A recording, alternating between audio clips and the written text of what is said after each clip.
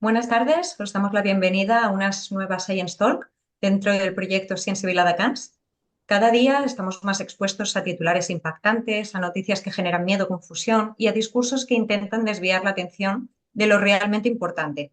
Por eso necesitamos más que nunca estos espacios, donde la ciencia, el conocimiento y el pensamiento crítico nos ayuden a comprender mejor nuestro mundo y a actuar con responsabilidad. En Viladecans lo tenemos claro, nos hemos comprometido con el modelo de ciudad más sostenible y prueba de ello es que la Comisión Europea nos ha otorgado el premio Green Leaf 2025, reconociendo nuestro esfuerzo por mejorar la calidad de la vida de las personas a través de la sostenibilidad y la transformación ecológica. Pero, como bien sabemos, los avances científicos y ambientales no están exentos de desafíos y uno de los mayores es la desinformación. Para profundizar en este tema, hoy tenemos el honor de contar con Fernando Valladares, investigador del CSIC y profesor en la Universidad Rey Juan Carlos. Es un científico altamente citado por sus investigaciones sobre la biodiversidad y los impactos del cambio climático. Su trabajo ha sido reconocido con prestigiosos premios, como el Premio Jaume I y el Premio de Comunicación Ambiental de la Fundación BBVA en 2021. En 2023 publicó el libro La Recivilización, que reúne buena parte de su pensamiento. En 2024 recibe el Planet Earth Award de la Alianza de los Científicos del Mundo y la Medalla de Oro de la Cruz Roja por su labor divulgadora y de concienciación ecosocial, la cual puede seguirse en redes y en lasaluddelaumanidad.com. Antes de empezar, os recordamos que mantengáis los micrófonos apagados para evitar interrupciones. Al final de la charla habrá un turno de preguntas, así que si queréis participar simplemente levantad la mano y os daremos paso. Y ahora sí, sin más dilación, Fernando, te doy paso para que empieces tu conferencia Desinformación y bulos en la era del odio y del cambio climático. Muy bien, pues muchas gracias, buenas tardes, gracias Joana, Jordi, y es un gusto estar otra vez en Viladecans, aunque esta vez separado por 500 kilómetros y unido por las ondas. Espero que se me escuche y se me vea bien. Voy a compartir pantalla, es mucho lo que os quiero contar y de la mano pues bueno, la presentación irá la cosa más fluida. Como decía Joana, yo encantado al final de atender vuestras cuestiones. Veréis que tocaré muchos temas deliberadamente porque son tiempos convulsos, pero también desarrollaré algunos temas que no tienen que ver exactamente con la desinformación y los bulos, sino con la gravedad del cambio climático y de algunas de las amenazas por las que estamos pasando. Y haré un análisis un poco de lo que creo que está pasando en general en nuestras sociedades y cómo podríamos contribuir entre todos y todas a mejorar esta situación que creo que a nadie se le escapa que es muy mejorable. A ver, para arrancar, algunos datos. El 4% de los españoles cree que la Tierra es plana, lo cual significa que más de 2 millones de personas creen esta idea de que la Tierra es plana. 2 millones de personas en nuestro país solamente. Uno de cada tres en nuestro país cree que el horóscopo influye de verdad en su día a día. Los curanderos son respetados por el 13% de la población y uno también de cada tres cree que los extraterrestres ya han contactado de alguna manera con la Tierra. Estos son datos de una encuesta realizada hace un par de meses y esta es la realidad en la que nos movemos. También otra realidad, más incómoda incluso, es que acaba de arrancar el 2025 y los multimillonarios ya han emitido todo lo que podían emitir para quedarnos en la zona segura, climáticamente hablando. La principal entidad financiera del mundo, BlackRock, seguida por el Banco de América, el JP Morgan y medio Wall Street, han abandonado antes de que el propio Donald Trump entrara en la Casa Blanca los objetivos de sostenibilidad y mitigación climática. Es decir, todo eso han decidido que son obstáculos para su negocio. Y como sabemos, Musk y Zuckerberg, responsables de dos de las principales redes sociales, Twitter, ahora X, y Facebook, Instagram, desafían a Europa y al mundo eliminando frenos a la desinformación. Como quizás sepáis o hayáis oído hablar, estas redes y otras contaban hasta enero del 2025 con personas que muestreaban los contenidos de estas redes sociales por si contenían mentiras peligrosas, cuestiones que la sociedad ha decidido pues dejar aparte, ¿no? Como pueda ser la pederastia o el nazismo y todas las formas de negacionismo de la realidad científica que pudieran tener implicaciones peligrosas para nosotros, incluso cuestiones relacionadas con incitación al odio o incitación al suicidio. Bien, pues ahora ya no hay nadie haciendo este papel y se supone que las redes moderarán de una manera autónoma entre los usuarios estos contenidos.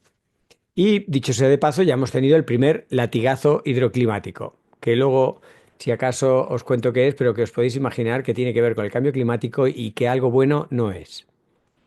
Pero que nos quede muy claro que ni un gramo de petróleo va a dejar de extraerse y quemarse mientras sea rentable su extracción y quema, porque estos son los nuevos tiempos que corren. Y nos preocupan también, pues, el avance de las tensiones políticas, la violencia, las guerras, los conflictos. Tenemos el genocidio de Palestina, tenemos pues la invasión de Ucrania, en fin, sumados todos los conflictos actuales, tenemos un peaje en términos de muertes de 125.000 personas que mueren directamente cada año, a los que hay que sumar pues 100.000 bebés, unos 200.000 civiles de forma indirecta, en total unos 300.000, quizá 400.000 personas al año. Una cifra dolorosa y tremenda, pero que empalidece cuando la comparamos con las muertes que genera el cambio climático, que son más de 20 veces superiores. Es muy difícil calcular todas las muertes debidas al cambio climático, pero las muertes directas son similares a las de todos los conflictos bélicos. 500.000 de personas muere al año de forma directa por eventos extremos derivados del cambio climático. Pero si vemos todas las cosas que amenaza el cambio climático directa o indirectamente a nuestra salud, sean migraciones, calidad del agua, cosechas, pero también enfermedades infecciosas que se expanden, etcétera, etcétera, la cifra anda en torno a las decenas de millones de personas cada año. Para ponerlo un poco en contexto, ¿no? El cambio climático es una realidad difícil por muchas razones. Por esta que acabamos de citar, es difícil de alguna manera de aceptar que esto está ocurriendo. También es difícil aceptar lo que el cambio climático nos impone como sociedad, ¿no? Los límites a la manera que tenemos de hacer determinadas cosas que están acrecentando el calentamiento de la atmósfera. Y la propia ciencia tiene dificultades para entender bien todo lo que está pasando porque pasan cada vez más cosas en menos tiempo, ¿no? Si vemos la hemeroteca de los últimos meses, empezando a finales del verano pasado, pues tenemos huracanes de auténtico récord, como fueron Helen y Milton en octubre, en septiembre del 2024. Luego tuvimos a finales de octubre la tremenda Dana en Valencia, con 320 muertos, muchísimas viviendas y coches destrozados. Pero se nos había olvidado que un año antes otra Dana causó un número muy superior de muertes, solo que como ocurría en países pobres, en concreto en el norte de África, en Libia, pues no recibió ni mucho menos la atención y el grado de consternación y preocupación que ha recibido la Dana de Valencia. La Dana de Valencia con estos 230 muertos todavía sigue generando muchas discusiones, conversaciones, reflexiones, por supuesto, generó mucho dolor, pero el ciclón Daniel generó por lo menos 20.000 muertos. O sea, estamos hablando de dos órdenes de magnitud más. Y luego continuó su derrotero por Grecia, donde dejó de alguna manera su huella reseteando, destrozando, alterando profundamente un tercio de todos los paisajes agroforestales, en fin. El 2023 ya nos hablaba de que venían eventos climáticos muy fuertes, siendo que las danas son un fenómeno natural en el Mediterráneo, pero no con esta intensidad tan seguidos y tan virulentos, ¿no? ¿Qué pasó, por ejemplo, en Cataluña? Recordemos que el 2024 arrancó con el año, hídricamente hablando, más seco de la historia, ¿no? Y acabó el año 2024 con algunas danas que, por cierto, Viladecans sorteó con bastante éxito, como pudimos leer en la prensa y como Jordi y otros nos explicaron cuando estuvimos allí en enero, no gracias a su planificación hidrológica. Pero fijaros qué contraste, en un mismo año se pasó en territorios concretos como Cataluña de la mayor sequía a danas de bastante intensidad. ¿Qué está pasando? Bueno, indudablemente esta gráfica representa que estamos reemitiendo a la atmósfera cada vez menos de la radiación que nos llega. Nos vamos quedando cada vez con una fracción mayor de esa radiación solar por los gases de efecto invernadero, y esto pues hace que las temperaturas de la atmósfera se estén disparando, ¿no? Estamos sobrepasando ya ese nivel de 1,5 grados de calentamiento respecto a la era preindustrial. Tenemos una atmósfera que ya tiene una temperatura promedio superior a la que la ciencia hablaba que era de seguridad, y esto tiene consecuencias, ¿no? Pensemos que la atmósfera más cálida, por este efecto de absorber cada vez más la radiación del Sol, genera que esta atmósfera sea capaz de almacenar más vapor de agua. Y al hacerlo, eh, deseca suelos y vegetación, porque extrae ese agua en forma líquida y la almacena en forma de vapor. Pero cuando se da una condición de lluvia, hay más vapor de agua en juego y por tanto las lluvias se hacen catastróficas. Concretamente, por cada grado de calentamiento la atmósfera es capaz de absorber un 7% más de humedad. Así que las sequías y las inundaciones son dos caras de la misma moneda. Las dos cosas están relacionadas por el mismo fenómeno de una atmósfera más cálida. Así que la primera cuestión, cuando uno encuentra en las redes sociales o encuentra a alguna persona un poco refractaria al conocimiento científico y que cuestiona el cambio climático y dice cosas como ¿dónde está la sequía? Y ahora está lloviendo. O, pero entonces no se aclara, la EMED no se aclara, los científicos no lo tienen claro. Aquí de pronto te dicen que hay sequías como inundaciones. Bueno, es que si entiendes lo que está pasando, son dos manifestaciones extremas derivadas del mismo proceso. Y las manifestaciones extremas toman muchas formas. Por ejemplo, estas fotografías estuvieron hechas el día 22 de enero de este mismo año, y la fotografía de la izquierda es Florida, la playa de Florida. Veis nieve, totalmente inusual, y simultáneamente en ese mismo día en Alaska. Fijaros qué aspecto, que parecía primavera casi empezando el verano. Es decir, son imágenes completamente cambiadas que están a miles de kilómetros de distancia y que correspondería la una por la otra prácticamente. Y estos son las anomalías derivadas de una corriente en chorro que está desdibujada. Pero el cambio climático no es solo clima, el cambio climático es muy complejo. El cambio climático provoca toda una serie de efectos en cascada. Del calentamiento global, esto está explicado en esta publicación científica que salió hace unos 3 años.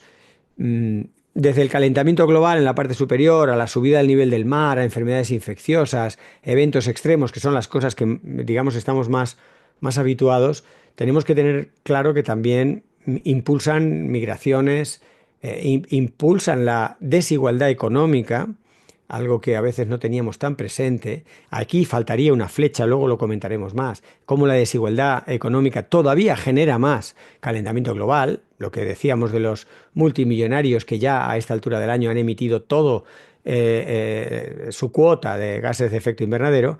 Y todo esto va generando tensiones que se traducen en conflictos internacionales. Hemos hablado de las guerras de la invasión de Ucrania y el genocidio de Palestina, que nos lleva a una fragilidad de los estados, a un cuestionamiento del orden de las democracias, que no es que sean perfectas, pero hasta hace 4, 5 o 7 años nos parecían pues una de las mejores maneras que teníamos para organizarnos.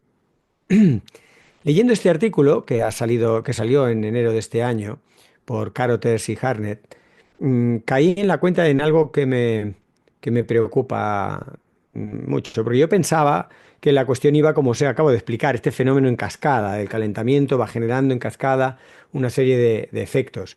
En este artículo desarrollan un argumento muy tremendo por el cual la erosión democrática, la fragilidad de las instituciones, no es una consecuencia de la erosión ambiental y social, es un requisito. Esto de que sea un requisito es lo que me pone en especial alerta, porque es un requisito para poder sobreexplotar los recursos, que es lo que estamos viendo, ¿no? No tenemos más que recordar en una frase la estrategia de Donald Trump, ¿no? De drill, baby, drill. Perforemos todo lo que podamos perforar y extraigamos hasta el último gramo de petróleo. Esta es un poco la situación tremenda, ¿no?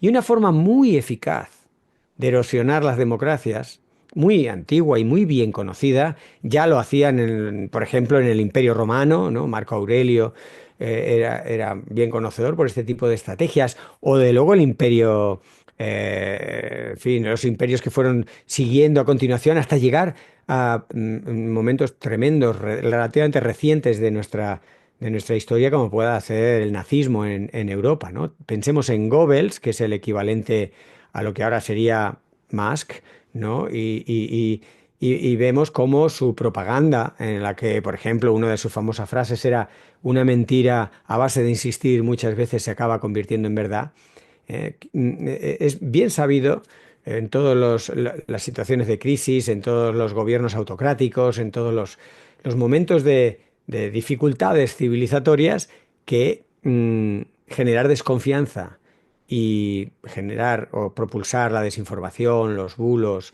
los rumores, las mentiras, es una manera muy fácil de erosionar el status quo, la organización, lo llamemos como lo queramos llamar, la democracia, en definitiva, ¿no?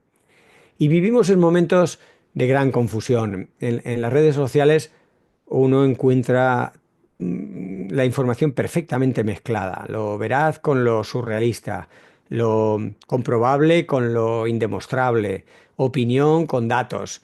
Y para ilustrar esta confusión me gusta poner este ejemplo. Patrick Moore, quizá algunos lo conozcáis, fue en su día presidente de Greenpeace en Canadá. Pero este que en su día fue Greenpeace Canadá sufrió una metamorfosis personal, profesional, ideológica, y en la actualidad habla de que el movimiento ambientalista está empleando tácticas de miedo y desinformación a favor de una emoción y sensacionalismo alejados de la ciencia y la lógica. Claro, si uno no tiene el tiempo y el criterio para contrastar esta información y empieza a escuchar a Patrick Moore, antiguo presidente de Greenpeace, decir estas cosas, pues realmente no sabe muy bien qué pensar. Cuando uno analiza el Patrick Moore de hoy, que no tiene nada que ver con el Patrick Moore de en su día, pues y se toma ese tiempo, hace un análisis crítico, pues entiende que esta persona, aparte de que pueda haber perdido el norte, indudablemente ha cambiado significativamente de bando y está ahora en el sector privado haciendo negocio con lo que antes desde Greenpeace intentaba frenar, ¿no? Así que tenemos que enfrentarnos a una situación de ignorancia. Y hay tres formas de ignorancia. Y las tres son distintas, las tres tienen tratamientos y abordajes muy diferentes. Tenemos, por supuesto, la ignorancia por desconocimiento. Esa ignorancia es la más fácil de tratar. Ese es el tipo de cosas que estamos haciendo hoy, ¿no? Conversar, compartir información, ver un documental, leer un libro, en fin, reducir el desconocimiento. Pero tenemos otras dos formas de ignorancia. Tenemos la ignorancia por interés. No me interesa que una cosa ocurra y entonces deliberadamente deseo no saber. No me interesa o no soy capaz psicológicamente de hacer frente a una realidad difícil, por las razones que sean, de forma proactiva, me alejo del conocimiento. Pero hay una tercera forma de ignorancia, que es la que tiene más relación con lo que hoy estamos hablando, que es peligrosa, que es pervasiva y que se mete por las fisuras de muchos sistemas, que es la inducción de la ignorancia. La ignorancia puede ser inducida y hay toda una ciencia que se llama agnotología, que estudia cómo se puede inducir a la ignorancia. ¿Qué mecanismos pueden entrar en nuestras emociones, en nuestras sensibilidades? ¿Qué estrategias de comunicación podemos utilizar del mismo modo, y en el fondo, que utilizamos los atajos cognitivos y las contradicciones de nuestro cerebro, que no olvidemos que es un cerebro que no le da tiempo a evolucionar con la velocidad con la que ha evolucionado la cultura, es el mismo tipo de herramientas, por ejemplo, que nos hacen desear tener un vehículo todoterreno de 2.000 kilos para desplazarnos 20 o 30 kilómetros por una ciudad perfectamente horizontal, por unas calles horizontales perfectamente asfaltadas. Y recordemos que pesamos 70, 80, 90 kilos. O sea que ese disparate, como tantos otros del marketing, aprovecha los mismos mecanismos que la agnotología emplea para inducir la ignorancia. Y sabemos, hay constancia, en la pandemia hubo bastantes análisis al respecto y constantemente desde entonces están saliendo análisis y estudios de investigación periodística, muchos datos en Internet que muestran cómo hay entidades que financian, hay agrupaciones políticas, hay distintos grupos de interés del sector privado, etcétera, que financian deliberadamente la inducción de la ignorancia, de la confusión, ¿no? Pensemos en los bots. Muchos quizá hayáis oído hablar de los bots, esta especie de robots o algoritmos que en las redes responden a comunicados de los gobiernos o a comunicados científicos con disparates, con mentiras generadas aleatoriamente por un algoritmo que un bot en un determinado ordenador se encarga de ir. Esto es un ejemplo más de cómo se puede inducir la ignorancia. Y por poner un punto de humor, que yo creo que siempre es necesario en situaciones agónicas, hemos hablado de muertos, hemos hablado de grandes amenazas, hemos hablado de situaciones que nos quedan grandes, que nos pueden preocupar. Creo que siempre es bueno tener un punto de sarcasmo, de ironía, ¿no? Y por ejemplo, podemos recurrir al presentador italiano Brandolini.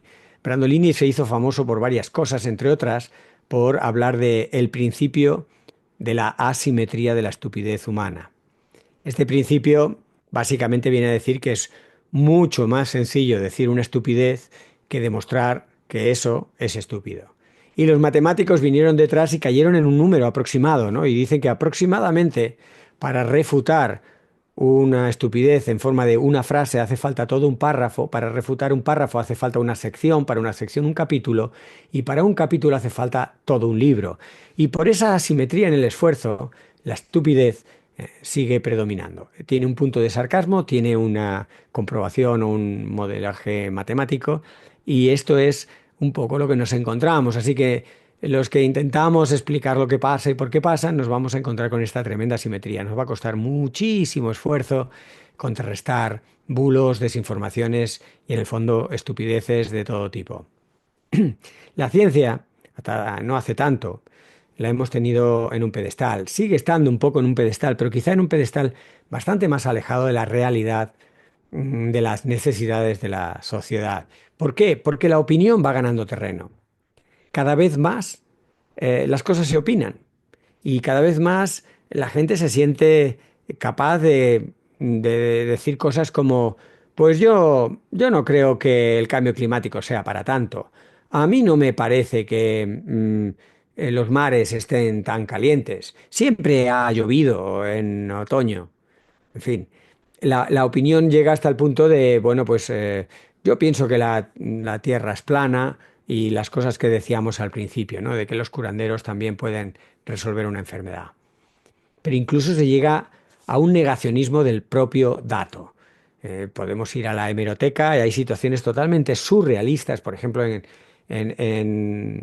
el Congreso de Diputados, en la Junta de Castilla-León, vimos una votación hace no tanto, podéis buscar en la hemeroteca, en la que se sometía a votación una determinada propuesta, se votó en contra por 35 votos y a favor por 32 y salió aprobada. Y, claro, algunas concejales decían, pero si 35 es más que 32. No, no, no, no, no, no, no, sale aprobada. En fin, negamos todo tipo de circunstancias. Ya sabemos que un partido de fútbol casi podemos decir que el que pierde gana, que el que gana pierde. Cuando salen unas elecciones todos los partidos parecen ganar. Y esto va ganando terreno a lo que es el dato y se llega a cuestionar los datos.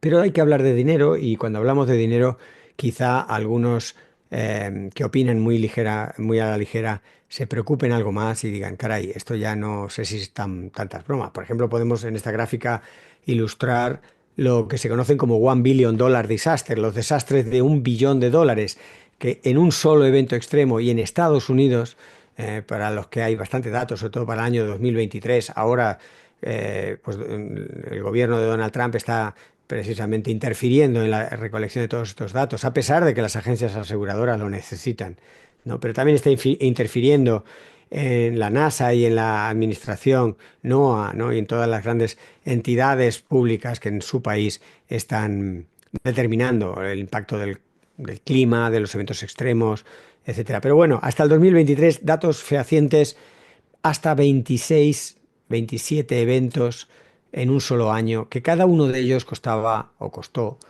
1.000 millones de dólares. Recordemos un billón anglosajón. Y veis la dinámica es un crecimiento prácticamente exponencial. Se calcula que actualmente los daños económicos debidos al cambio climático son 6 veces mayores de lo esperado y simplemente no tenemos dinero para hacernos cargo de esto. ¿Y qué ocurre cuando no tenemos dinero? Bueno, pues o bien le pasamos la pelota a alguien o bien nos endeudamos. Y endeudarse es lo que mejor sabemos hacer y es lo que estamos haciendo. Nos estamos hipotecando, estamos contrayendo deudas, tanto a título personal como a nivel institucional, y algunos países, sobre todo del sur global, están contrayendo unas deudas tremendas que no les permite hacer frente a las deudas que ya tenían en este desigual mercado de norte-sur, ¿no? Pensemos que, si hablamos de economía, los propios responsables de estos informes que se realizan una vez al año por el Foro Económico Mundial hablan de que es el cambio climático, los eventos extremos, la pérdida de biodiversidad, todo lo que está pintado en verde en estos gráficos, lo que amenaza severamente a la economía. Así que pensemos que cuando tenemos una crisis económica, en realidad no es una crisis económica, es una manifestación económica de una crisis ambiental. Y esto está dicho precisamente por los economistas. Aquí os pongo también en clave un poco de humor 6 preguntas que me he hecho frecuentemente a mí mismo y que las llamo preguntas para caerse del guindo, ¿no? Para darse esa bofetada de realidad. En primer lugar, ¿a quién alimenta el sistema alimentario? Pensemos que producimos el doble de la comida que hace falta en el mundo para comer y sin embargo hay 11 millones de personas que mueren de hambre. ¿A quién aseguran las aseguradoras? Pensemos, por ejemplo, en los incendios tan pavorosos que hubo en California durante varias semanas en enero del 2025, ¿no? Las aseguradoras, meses antes, habían cancelado 90.000 pólizas. De tal forma que cuando los californianos y californianas se quedaron sin casa, se quedaron literalmente sin casa, porque no había póliza que les cubriera. Y cuando se les preguntó a las aseguradoras que qué había pasado, que cómo habían hecho eso, pues ellas dijeron, bueno, es que se veía venir que estaba todo muy seco y que si había un incendio no iba, en fin, no iba a haber póliza que aguantara, así que le dieron prioridad a la solvencia financiera frente a la seguridad de las personas.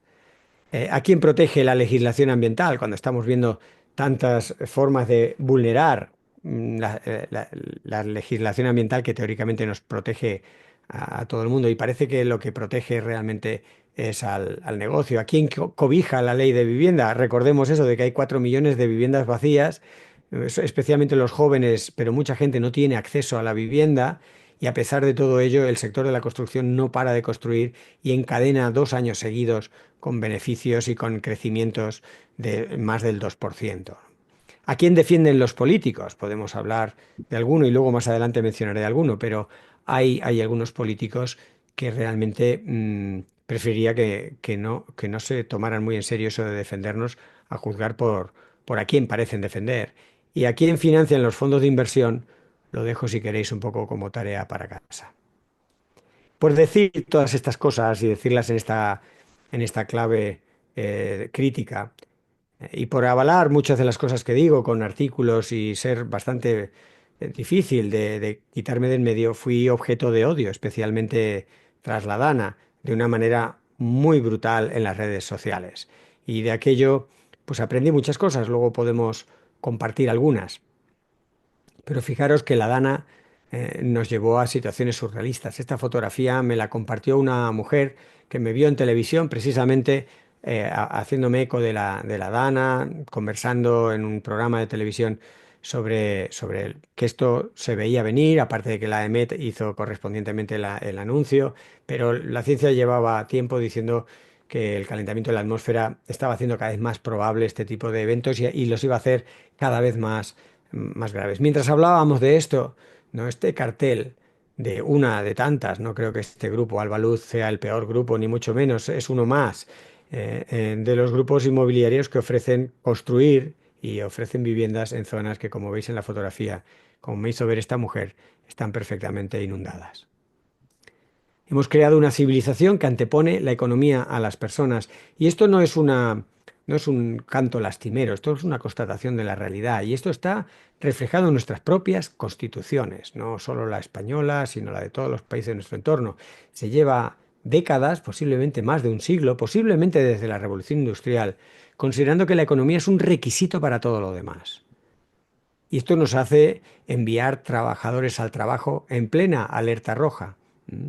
Trabajadores que nos mostraron al trabajar, a estar en el trabajo a las 5 de la tarde, cuando a las 7:30 la EMET había dado ya la alerta roja el día 29 de octubre, que el sector público, los responsables políticos no reaccionaron. Estamos viendo estos días en la prensa, en fin, todos estos análisis, no hace falta incidir mucho en eso, pero tampoco el sector privado estuvo muy bien. Las empresas, varias, mandaron a los trabajadores a trabajar y pongo como ejemplo, no es el único ejemplo ni el peor quizá, pero un ejemplo muy claro, ¿no? Como Ford tenía más de 500 trabajadores en una planta esperando que llegara a sacarles de allí unos autobuses que nunca llegaron y tuvieron que pernoctar de la manera más precaria en esas salas improvisadas. ¿Qué hacían los trabajadores ahí? ¿Cómo los responsables de esa compañía, como de tantas otras, no avisaron, ¿no? Pero es que la tercera pata, los propios trabajadores, muchas veces tampoco somos conscientes de dónde estamos, no reaccionamos bien. En concreto, muchos de nosotros y nosotras no sabíamos que tenemos un derecho, que lo que costó en su día mucho conseguir, que es un derecho a no ir a trabajar si hay una amenaza probada o cierta de amenaza a tu integridad física. Y esto no lo sabíamos. Posiblemente muchos de los trabajadores que ese día fueron a trabajar no eran conscientes de eso. Así que fallamos como sociedad las tres grandes patas, desde el sector público, el privado y la propia ciudadanía, que hicimos vida normal. El 80% de las personas estuvieron o estuvimos haciendo cosas que se consideran peligrosas, como caminar por sitios inundables, coger el coche, etcétera, etcétera. Bueno, este gráfico es en realidad una carta a los Reyes Magos. Si alguna vez alguien me pregunta qué habría que hacer tras un desastre, que puede ser la Dana o puede ser otro tipo de desastres, creo que hay que seguir esta curva. Después del desastre hay una fase ineludible de recuperación, de ponerse en pie. Hay una fase número dos que sería mantenerse en pie una vez que logras recuperar algo el metabolismo social. Pero luego hay una fase en la que deberíamos pasar rápidamente, que es la fase de competitividad. Para muchos y muchas, esa es la fase más, diríamos, y si me permitís, erótica. Es la que más nos seduce, ¿no? La de ser competitivos, recuperar la competitividad. Bueno, sepamos que termodinámicamente ser competitivos muchas veces es la peor manera de sacar rendimiento de los recursos que hay, especialmente en situaciones difíciles. Por eso os recomiendo pasar rápidamente a la fase 4. Fijaros que la uno, 2, 3 y 4 están en el lado izquierdo de esta gráfica, que representa riqueza. Es decir, todo esto a lo que lleva es a aumentar la riqueza, el Producto Interior Bruto, indicadores monetarios. Pero para pasar al bienestar tenemos que ir a la otra parte, a la parte derecha de la gráfica. Y esto también me gana pocos amigos, ¿no? Y esto es objeto de mucho odio y de mucha crítica y de muchos comentarios, a veces hirientes, en las redes sociales o en las tertulias. Para pasar al bienestar, en realidad tenemos que reajustar la producción y el consumo y entrar en una economía de suficiencia y encajar con esos límites planetarios. Nos guste o no, el planeta tiene límites y vivimos como si no los tuviera y así nos va. El cambio climático es uno de esos límites. Pero fijaros, 3 meses después de uno de los mayores, una de las mayores catástrofes ambientales de nuestro país, el propio responsable de ese gobierno, Carlos Mazón, después de haber tenido en su sede, en su comunidad autónoma, a 70 expertos reunidos hablando de cambio climático, de recomendaciones, desoyó todas las recomendaciones y salió con tres leyes que desdicen las recomendaciones. Una ley por la cual se permite construir todavía más cerca de la primera línea de costa. En lugar de a 500 metros se pueden hacer hoteles hasta 200 metros, lo cual es un contrasentido teniendo en cuenta la subida del nivel del mar. Ampliar los márgenes, flexibilizar las normativas urbanísticas para poder construir y edificar en zonas inundables y artificializar una parte importantísima, casi la tercera parte de lo que queda sin urbanizar en la Horta, en la parte de la Albufera, esta huerta, en la parte sur de Valencia. De las 11.000 hectáreas, proponen urbanizar 4.000 prácticamente, 3.800. Como, como analiza Eduardo Martínez de la Fe en este artículo publicado en diciembre del año pasado, ¿no? El asesoramiento a los gobiernos no está funcionando. El asesoramiento científico no está sirviendo de guía ante situaciones complicadas, ¿no? Tenemos pandemias, tenemos el desafío de la inteligencia artificial, tenemos grandes problemas, ¿no? Virus asesinos, climas extremos, contaminaciones de mucho tipo como los microplásticos. De hecho, Helen Pearson, en este artículo también publicado en esa época, en diciembre del 2024, hablaba de cómo una encuesta a más de 400 especialistas en políticas científicas de todo el mundo, de muchos países, reveló que el 80% de estos especialistas reconocían que el sistema de asesoramiento científico es deficiente o irregular en su país, y el 70% de todos estos afirman que los gobiernos no recurren habitualmente a ese asesoramiento científico. Y otra prueba que tenemos es el viernes pasado, no sé si estáis al día, pero esta propuesta de una gran planta de celulosa en Altri, propulsada por el grupo Altri en Lugo, fijaros las dimensiones de lo que hay propuesto, que supondría para la provincia de Lugo duplicar el consumo de agua. Es decir, solo esta planta significa, es el equivalente al consumo de agua de toda la provincia de Lugo actualmente. La chimenea para los gases tiene 75 metros de alto, de lo contaminantes que son, y la contaminación del río Ulla navegaría 100 kilómetros aguas abajo hasta contaminar de forma drástica la ría de Arosa, ¿no? Todo esto y más, ¿no? Es lo que estaba en juego, y por eso muchos gallegos y gallegas se manifestaron varias veces durante el 23 y especialmente el 15 de diciembre del 2024, pero tampoco fueron oídos, y la declaración de impacto ambiental que se hizo pública el viernes pasado mostraba que el gobierno tenía de antemano decidido que este proyecto se iba a hacer y que no iba a escuchar especialmente a la ciencia. Los informes no están a la altura de la gravedad, son unos informes muy ligeros que le proponen, le piden poco más o menos al promotor que sea cuidadoso, cuando Altri se ha visto en el río Tajo, que es cualquier cosa menos cuidadosa desde el punto de vista ambiental. En cualquier caso, la ciencia no está siendo escuchada, la ciudadanía tampoco lo está siendo, y entran momentos peligrosos. Y esto es lo que en mi libro de la recivilización, que hablaba Joana al principio, pues entre las múltiples cosas en las que hablo en este libro, hablo de zancadillas o autoemboscadas o tiros en el pie, ¿no? El negacionismo es uno de ellos, pero hay un montón de situaciones, ¿no? Como la hipocresía organizada o pensar que la tecnología siempre nos va a salvar de todo, esa huida hacia adelante muchas veces de los problemas. Es decir, una serie de situaciones que científicamente, pero también desde la sensatez, no hace falta muchas veces ser doctor por ninguna universidad para entender que el planeta tiene límites, que no se puede edificar en una zona inundable, etcétera, etcétera.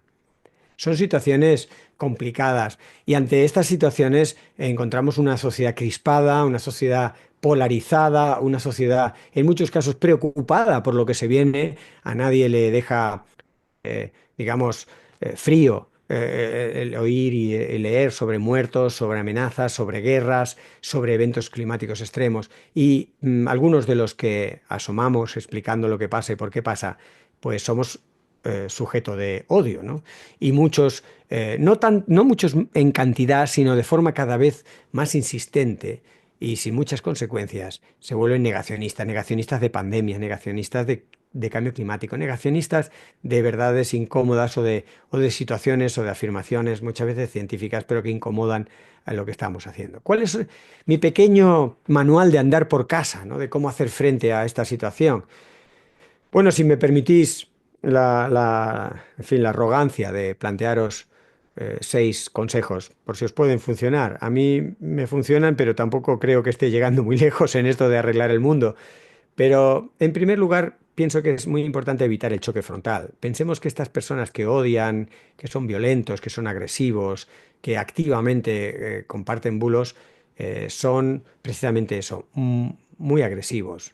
Y no les vamos a ganar nunca por la vía de la confrontación. En segundo lugar, entender bien dónde estamos. Hoy he hecho un repaso, algunos de los aspectos, podríamos hacer más aspectos sociales, pero realmente estamos en una situación complicada. No hay que entrar en pánico, pero tampoco hay que esconder la cabeza, ¿no? Hay que mirar de frente a la realidad. Y en esa realidad está también precisamente este debilitamiento del propio sistema democrático, estas polarizaciones, toda esta situación de la desinformación, de la inducción de la ignorancia, etcétera, ¿no? Y luego una cosa que funciona si uno tiene la sangre fría es desconcertar con positividad. Cuando no se lo esperan, soltar algo que siendo cierto no es apocalíptico, catastrófico o tremendo, sino sacar de la manga algún argumento positivo que los deje un poco sin capacidad de reacción, porque si es positivo, si es algo agradable y defendible por todos, pues ya, en fin, te deja unos segundos la pelota libre para que tú la muevas, ¿no?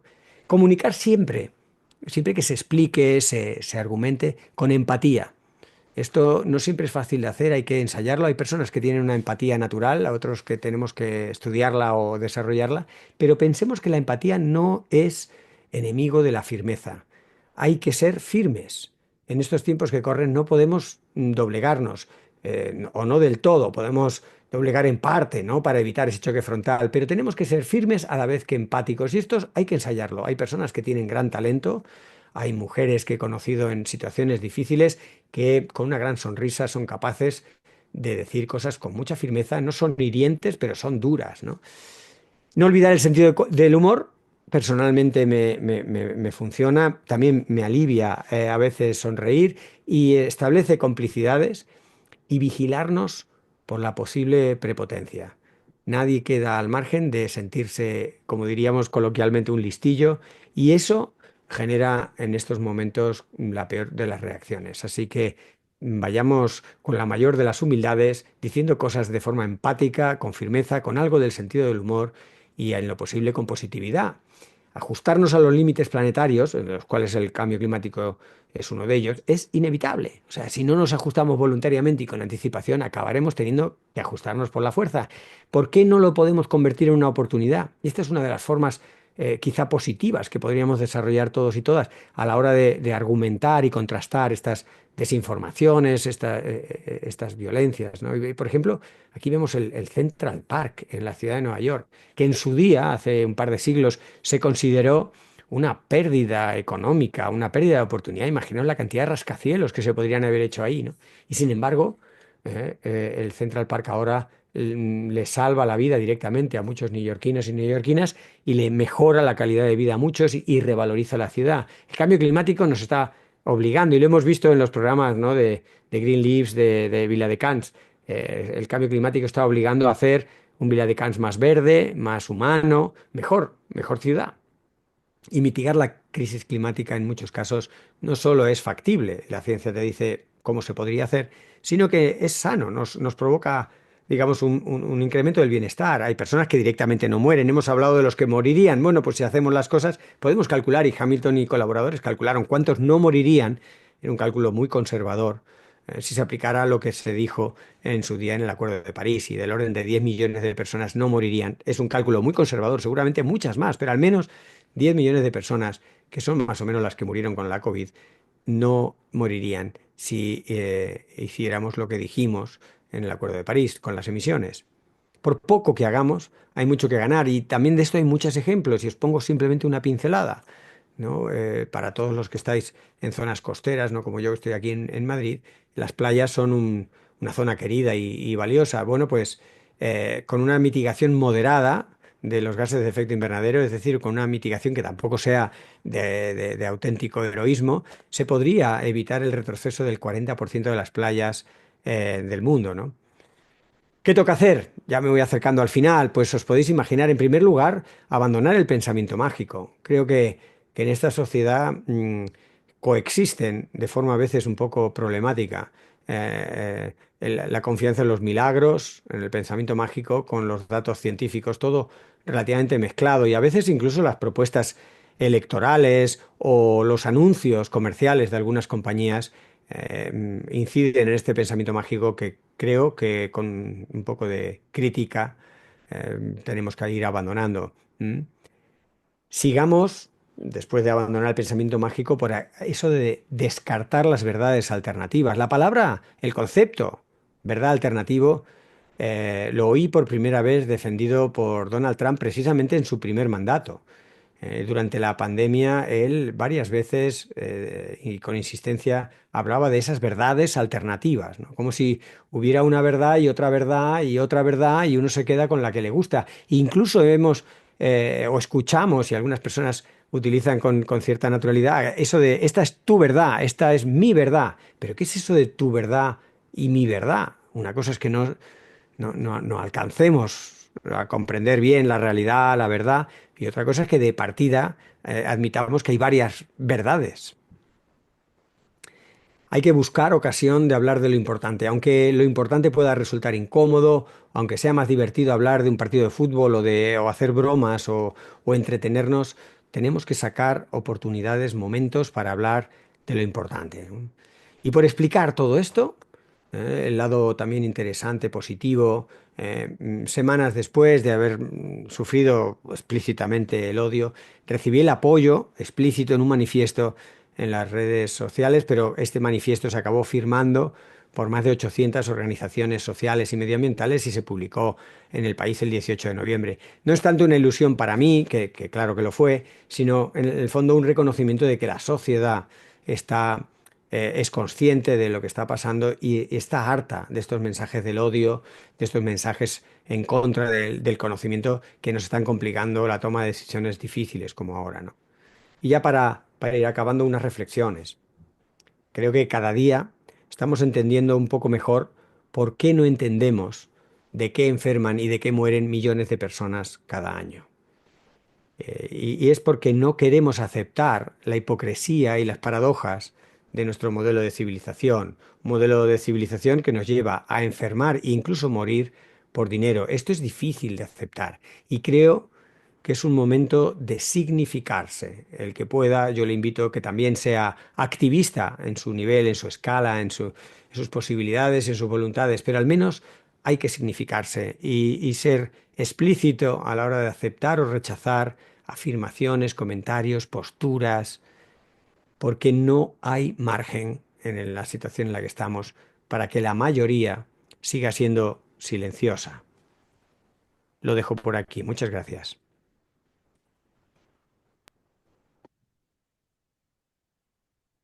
Muchas gracias, Fernando.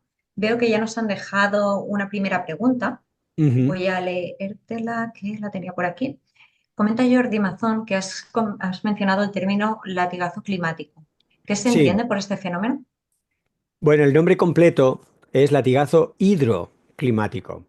Y la parte de latigazo alude a eso de que es súbito y doloroso, ¿no? Y la parte hidroclimática hace alusión un poco a lo que os hablaba de que el agua juega un papel muy importante en los vaivenes, en los rápidos y repentinos bandazos de sequías a inundaciones, ¿no? Y, por ejemplo, los incendios tan potentes de Santa Ana, de California, de la zona de Los Ángeles, son también un evento como la Dana, relativamente natural en esa época del año, pero estuvieron acrecentados por el cambio climático y se piensa que esos bandazos, esos momentos tan intensos, debidos a que el agua cambia de sitio y de repente la vegetación se deseca extraordinariamente, mucho más y de forma muy sostenida, lo cual hace pasto de las llamas en el caso de California, o luego seguido de inundaciones, lluvias torrenciales, pues son ejemplos de estos latigazos hidroclimáticos. Muchas gracias. Ahora vamos a abrir el turno de preguntas. En caso de Ujú. que alguien quiera intervenir, por favor, que levante la mano. Es decir, ¿dónde está aquí el que me ha desaparecido? Bueno, que levante la mano y le podré conectar lo que es el micro y también la Claro, cámara. Si no, también podéis hacer, bueno, sí, utilizar el chat. yo encantado. Sé que he tocado muchos temas. Siempre cuesta elegir algún tema de las muchas cosas que cuento.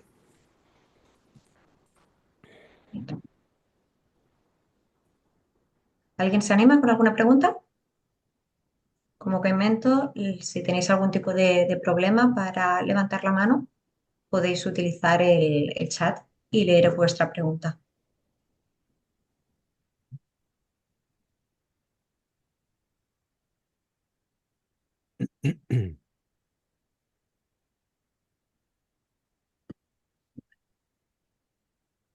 Jordi. Vale, A Jordi Jordi, lo sí, tenemos activo hoy.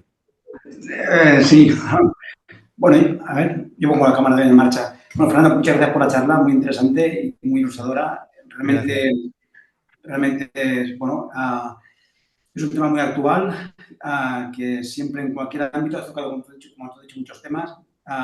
Los bulos, la desinformación están no solo en el cambio climático, sino están en muchas cosas de la ciencia, en muchos ámbitos de la ciencia. Ujú, Entonces, yo creo que claro, yo lo que he encontrado faltar es o sea, la razón por la cual, si la ciencia ha sido una actividad o una humana de éxito que nos ha llevado pues, bueno, pues a nivel de desarrollo social, tecnológico, incluso humano, ujú, que vemos en nuestra sociedad, ¿por qué crees que o sea, por qué razón la gente se anima o la gente se suma a esta desinformación? Porque yo lo que noto es que en el ámbito también científico y también político, ujú, es que la gente se suma a razonamientos sin razón y que no es una cosa que se frene, sino que es como una bola de nieve que va a más, a más, a más, a más, y pone en ujú. cuestión a la ciencia. Entonces, yo lo que no acabo de comprender es la razón por la cual la gente, a la sociedad, o mucha parte de la sociedad, se suma a esta dinámica. No sé si tú tienes analizado la razón, si hay un perfil o miran los TikTokers o la gente que por las redes transmite bulos y lo va siguiendo y confían más en una persona que no Ujú, tiene ninguna formación y da un bulo a uno que te puede razonar lo que tú decías ujú. de la escalada esa de un parágrafo a un libro. ¿Por qué? ¿Por qué lo atribuyes tú a esta razón? Bueno, en primer lugar, hay un patrón histórico que podemos recordar y que nos puede servir de contexto, ¿no? Siempre que la sociedad, que la civilización, o una parte grande de la sociedad se enfrenta a desafíos importantes, a cuestionamientos de su modo de funcionar, siempre, ya digo, desde el Imperio Romano o Babilónico, el Imperio Maya o cualquier gran situación, desde la Revolución Industrial se han visto varios ciclos, ocurre este tipo de situaciones.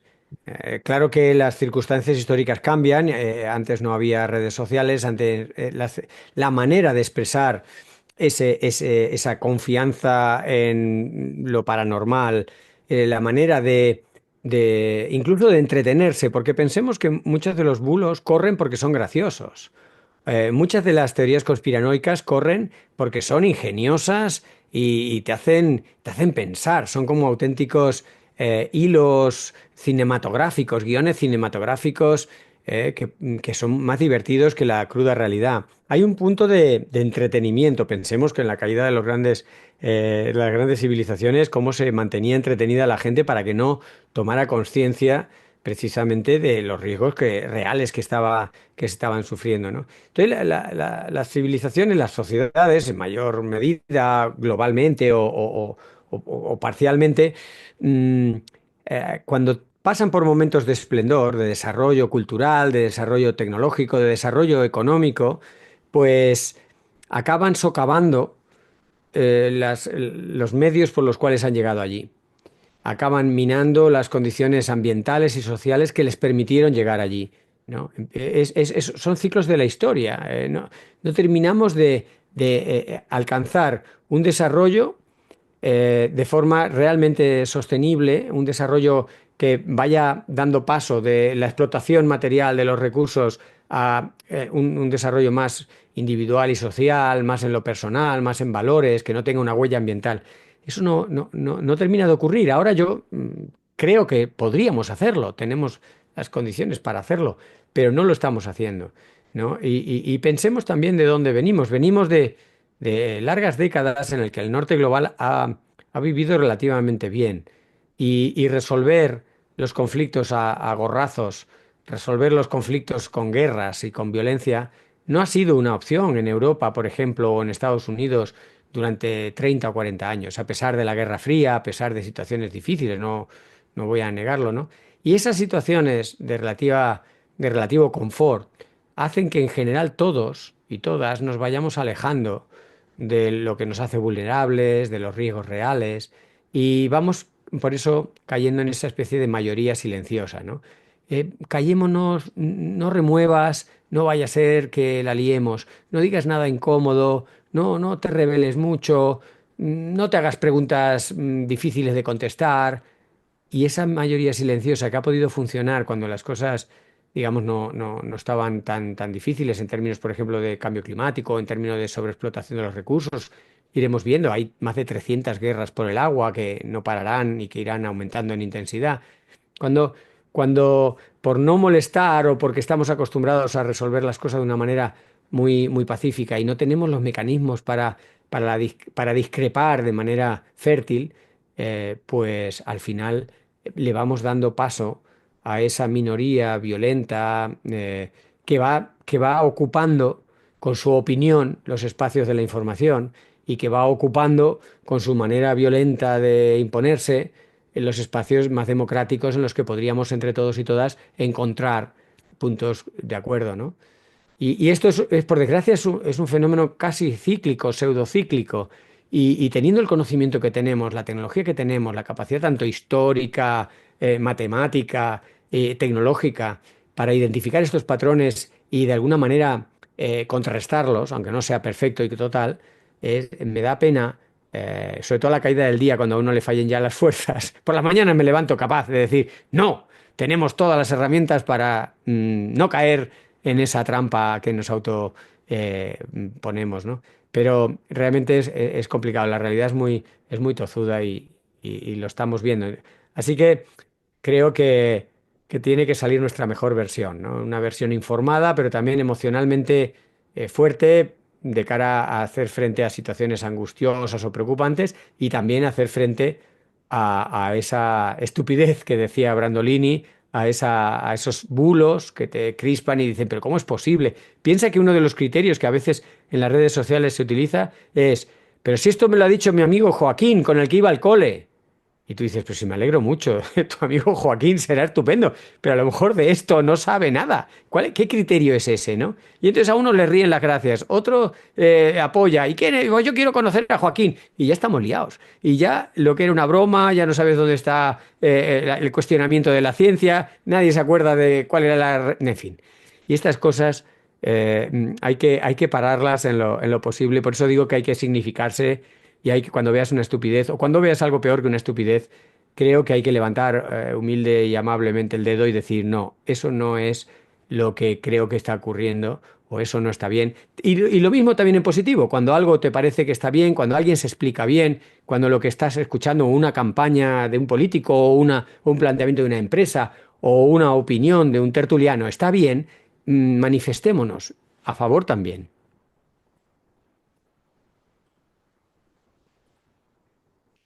Muchas gracias. Mira, pues aprovecho para leer un par de comentarios que han dejado en el chat. Ujú. Antonio ATC comenta, gracias por tu charla hecha desde la razón y la emoción. Creo que se necesitan charlas con racionamientos científicos, con datos fiables, con últimos datos, charlas pedagógicas de científicos, espero datos. Ujú. Sí, pero fíjate, me gusta que Antonio haya visto ese binomio de razón y emoción. Después de dar cientos, si no miles de charlas en estos 20 o 30 años, voy aprendiendo cosas y me doy cuenta que tú puedes llenar de datos la pizarra o el PowerPoint o Zoom y cuando acabemos o cuando nos vayamos, la inmensa mayoría de esos datos se van a disipar, ¿no? Si no van algunos de esos datos acoplados a alguna emoción, algún sentimiento, alguna cosa, no se quedan. Y eso somos las personas que un día como hoy, a las 7 de la tarde, hemos decidido juntarnos aquí, que no somos nada representativos de la sociedad. Imaginaros si en un momento dado tenemos la ocasión de hablar con personas más aleatorias, más de la sociedad en su conjunto, y te empiezas a descolgar con datos científicos, con palabras esdrújulas y con cosas muy técnicas, y encima que tengan alguna sombra de mal rollo, digamos, ¿no? De, ostras, parece que los eventos climáticos van a estar cada vez peor, ¿no? Pues claro, la gente rehuye de eso y eso hay que abordarlo desde el punto de vista también de la emoción, de la emotividad, de la empatía, ¿no? Es importante eso. Y ahí viva la diversidad, ahí todos y todas somos diferentes, cada uno tiene una manera potencial de expresar esa emotividad. Creo que la razón y los datos científicos no son incompatibles con la emoción, al contrario, tienen que ir haciendo un buen sándwich, un buen combinado para llegar a más gente y más lejos. Joan Basolas comenta, debería haber un código deontológico en los medios de comunicación en la difusión de estos bulos. Bueno, código deontológico en las ciencias de la información, existir existe.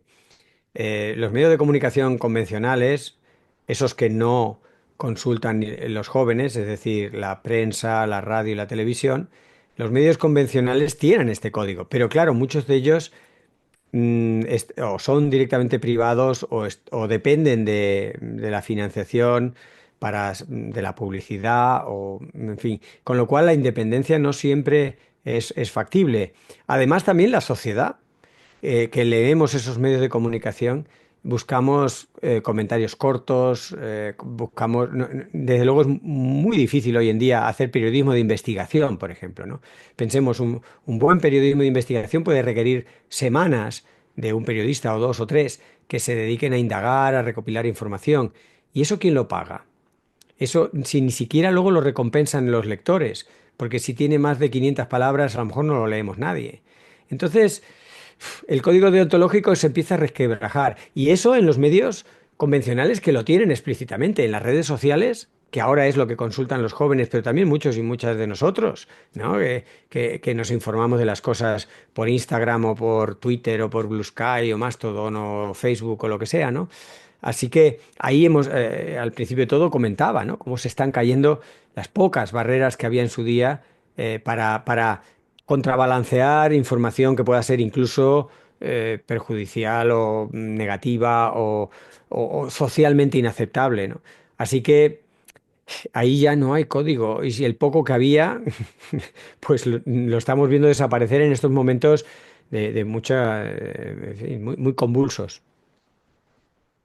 Pero sí debería haber esos códigos deontológicos. Fijaros, hay códigos deontológicos. Un código deontológico que me gustaría que hubiera en la profesión de la política sería que, por ejemplo, mentir en sede parlamentaria fuera un delito tipificado.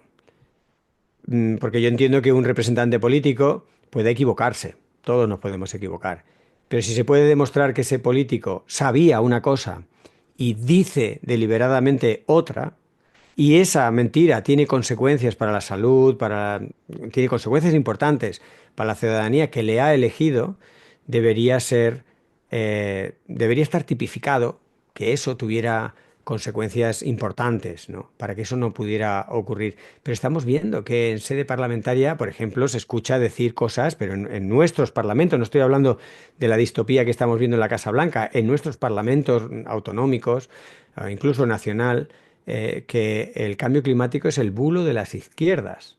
Y yo pienso, más de 200.000 científicos en el mundo que firmamos periódicamente manifiestos por el cambio climático, avisando a la sociedad, los 200.000 no seremos todos de izquierdas, ¿no? Quiero decir, Eso, y además las personas que lo dicen están perfectamente asesorados y probablemente sepan mejor que muchos de nosotros lo que está ocurriendo con el clima y los impactos, pero mienten y queda esa mentira impune. Y creo que en sede parlamentaria ellos mismos, o esas personas, contribuyen a socavar esas, esas instituciones que ahora necesitamos más que nunca, porque cuando las cosas van bien, pues no hace falta mucho de nuestros representantes políticos, pero cuando empieza a haber dificultades, los recursos están limitados, las amenazas son altas, necesitamos la mejor versión de nuestros representantes. Y estamos viendo la mentira en sede parlamentaria que se va de forma impune. Esto me lo recuerda el comentario que ha hecho Joan sobre códigos deontológicos, ¿no? Ética.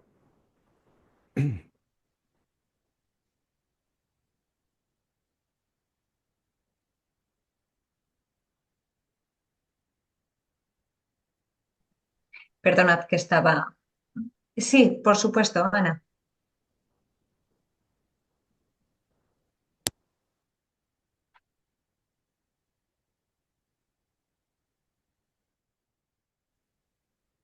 No te oímos, Ana.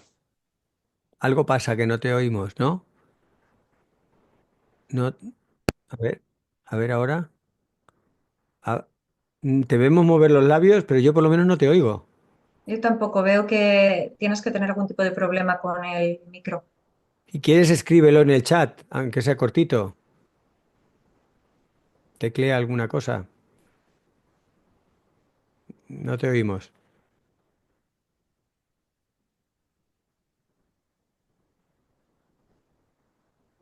Vale, está conectando el audio. Ah, a ver si... Siempre es mejor de palabra.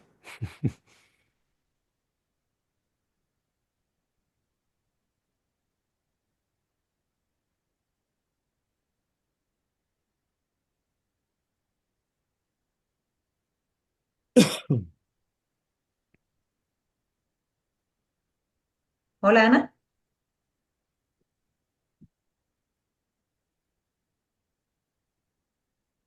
Está ahí luchando con los cables.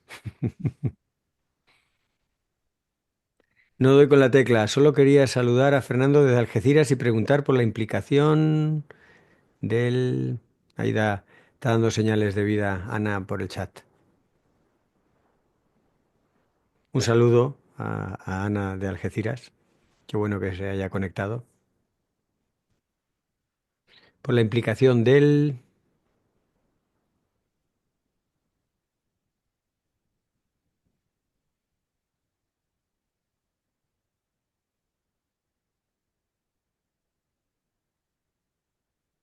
profesorado para animar a las nuevas generaciones hacia los canales de información verdaderamente científicos. Es todo un gran tema. Eh, A ver, es un tema poliédrico. Hay muchos profesores que tienen mucha voluntad y no les da la agenda. A veces uno de los enemigos del profesorado comprometido es el currículum, ¿no? El tener que pasar por una serie inexorable e inacabable de contenidos y contenidos y contenidos, y muchos se las ven y se las desean. Encima con un ratio profesor-alumno muy desfavorable, con muchos chicos y chicas en sus clases que les cuesta afinar el discurso o plantear actividades que motiven a todas con esa diversidad, ¿no? Y cuando tienes más de 20 o 30 alumnos en una clase, eso empieza a ser muy difícil. Pero indudablemente hay iniciativas. Por ejemplo, Teachers for Future es una iniciativa que tiene sede en muchos lugares de España. Claro, supone un sobreesfuerzo para los profesores que prácticamente como una actividad extraescolar se toman el tema del cambio climático como una parte complementaria.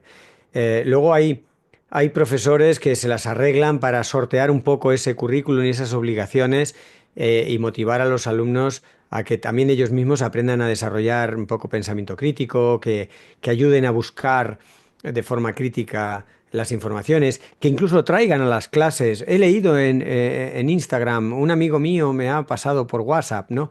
Que traigan esas piezas para que sean analizadas entre todos y todas, con ayuda del profesor. Y esa dinámica, algunos profesores las están haciendo y me parece imprescindible. Creo que a los más jóvenes no los podemos dejar solos ante una tecnología nueva que nadie sabe usar bien del todo, ¿no? Como son esta rapidez para acceder a la información, esa ese poco tiempo para asimilar tantísima información, esa falta de contrapesos, de filtros, que ya no es fácil saber la veracidad de una información. Todo esto lo tenemos que desarrollar los adultos, con lo cual a los más jóvenes les tenemos que acompañar en ese proceso y creo que es importante. Muchos profesores lo saben y algunos profesores hasta logran hacer algo en este sentido, pero es muy importante. Yo como científico voy a donde puedo, pero claro, es simbólico. Estaré en un instituto en Peñaranda de Duero, estuve en el País Vasco, en Anzuola, en un pequeño pueblito, en un colegio.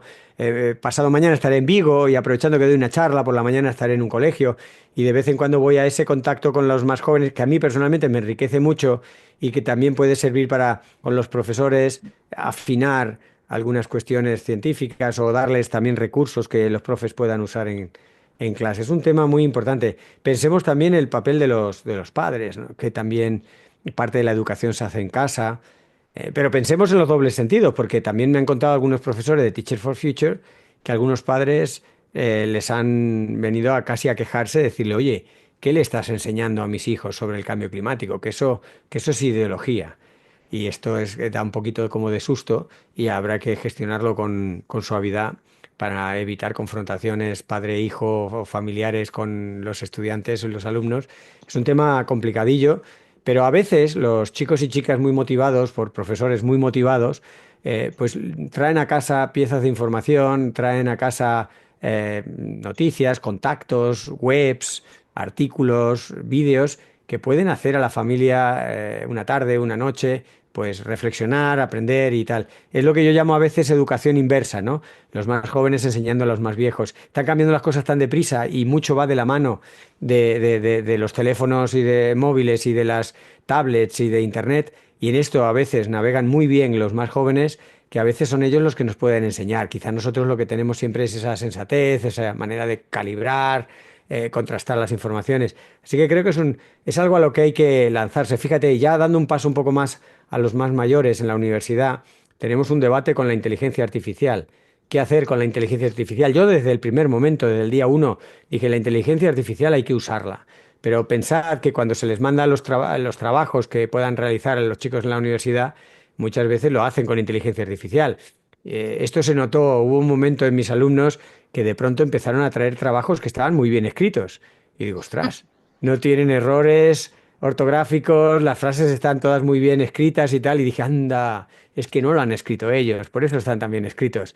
Entonces ahora lo que he decidido, y estos días se está viendo cada vez más, que hay que aliarse a la inteligencia artificial, no se puede frenar, es imparable. Y yo, por ejemplo, lo que hago es, le digo, muy bien, vosotros si queréis usar ChatGPT, usarlo, pero me tenéis que convencer de que esto os lo sabéis de alguna manera, lo podéis defender, aunque no lo hayáis escrito del todo vosotros, revisadlo y entendedlo. Y que yo vea, aunque sean 5 minutillos, que tú esto lo puedes defender. Si lo has hecho consultando una enciclopedia de la de nuestra época, ¿no? Esas enciclopedias que ocupaban estanterías y que pesaban toneladas, o si lo habéis hecho con inteligencia artificial, creo que llega un momento que es lo de menos. Hay que evitar un poco la picaresca, pero es una herramienta muy potente. Así que bienvenidos a un mundo muy dinámico, todos y todas, profesores, padres, hijos, estudiantes, científicos. Formamos parte de un gran lío y en ese lío hay muchas cosas buenas y hay cosas muy liadas y en eso tenemos entre todos y todas que ir sacando lo mejor de cada tecnología y de cada oportunidad, ¿no?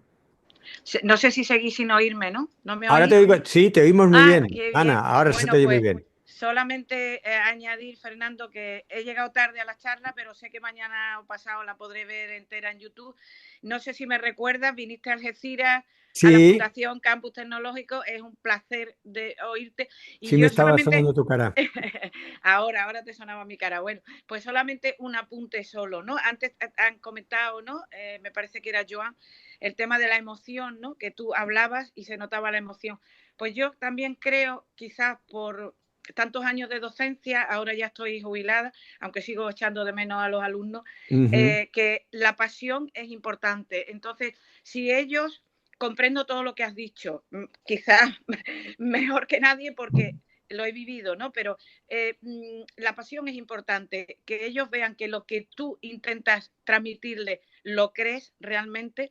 Yo creo que con eso se pueden solucionar muchas cosas. Y si te saltas el currículum de vez en cuando, tampoco pasa nada. O sea, Eso es, quiero ¿verdad? decir que hay que hacer algún truco de vez en cuando para que aprueben la selectividad y saquen unas notas estupendas y puedan ser médicos, porque yo he dado biología o enfermera o farmacéutico y tal, pero que si te lo saltas un rato tampoco pasa nada. Y si tienes Eso es. que desviar y decir, mira, vamos a hablar de esto, que es tu futuro, ya no el mío, pero tu futuro, ¿no? Entonces yo creo que eso es importante y que la pasión, como la emoción tuya cuando hablas, que siempre es un placer oírte, pues Gracias.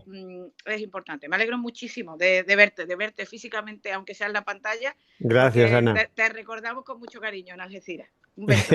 Tengo que ir por allí. Venga, pues apunta. Oye, que hacemos, mira, la feria de ciencias que tenemos todos los años, hacemos 20 años Madre mía. el año que viene. Bueno, Entonces, pues, a mí no me lo digas dos veces, que caliento motores por aquí y te pues traemos. veamos la forma de unir Venga, fechas. venga. Muchas gracias. Y perdón A ti, por Ana. interrumpir durante tanto tiempo. Nada, un placer. Nada, muchas gracias, Ana. Bueno, A pues vosotros. si os parece, dejamos la ponencia aquí. Ha sido un enorme placer, Fernando. Así que Gracias, Joana. muchísimas gracias.